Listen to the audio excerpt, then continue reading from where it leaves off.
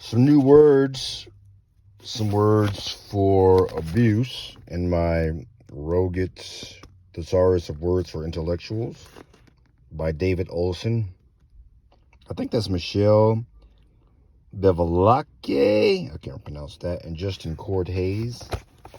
So, abuse. Words for abuse.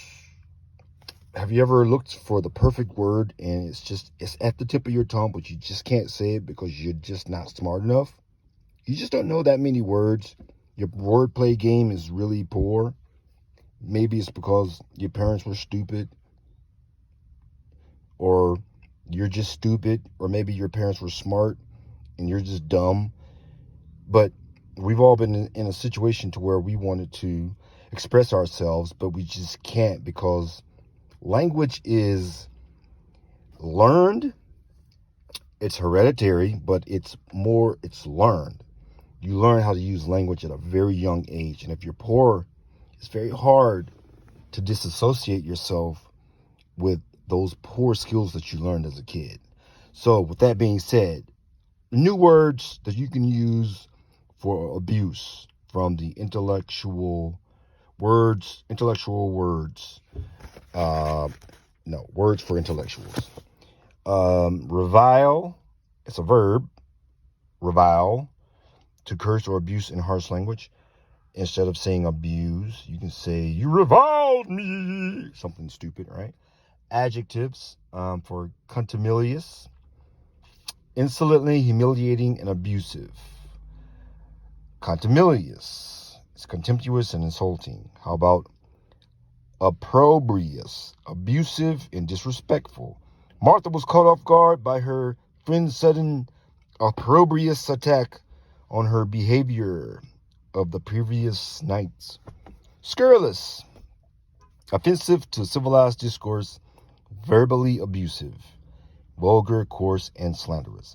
Because they were made on the floor of the Senate's scurrilous accusations against me were protected, but if he should dare to repeat them in another setting, I will sue him for every penny he's worth.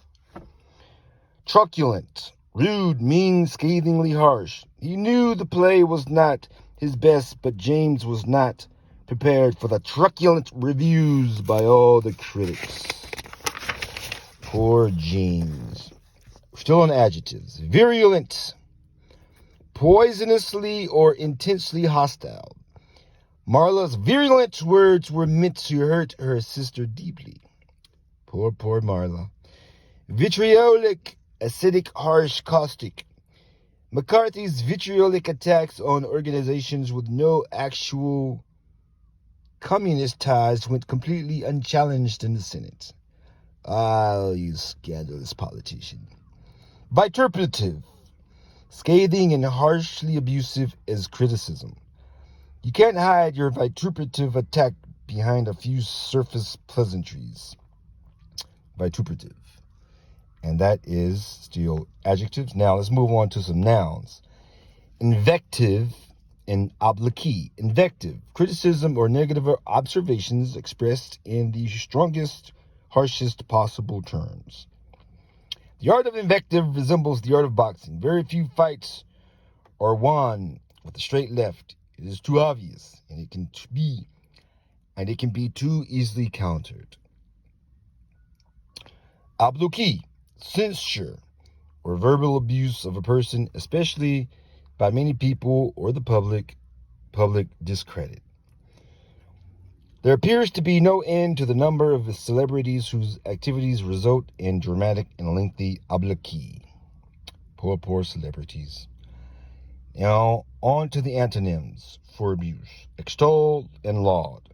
To praise with great enthusiasm, William has not ceased to extol the virtues of his new girlfriend. And then you got laud. Laud. Commend or to praise. Rebecca loves her history teacher and lauds him constantly. You can also see criticize as the antonyms to the words obloquy, invective, vituperative, vitriolic, virulent, truculent, scurrilous, opprobrious, contumelious, revile. And those are some smart words you can use in place of the word abuse. So if you ever feel abuse and you want to use some intelligent words to counteract, instead of just saying, you abused me, you can say something like, oh, those truculent words that you use against I, as if you were Shakespeare. But of course you're not. Anyway, that's all I have for today. Peace.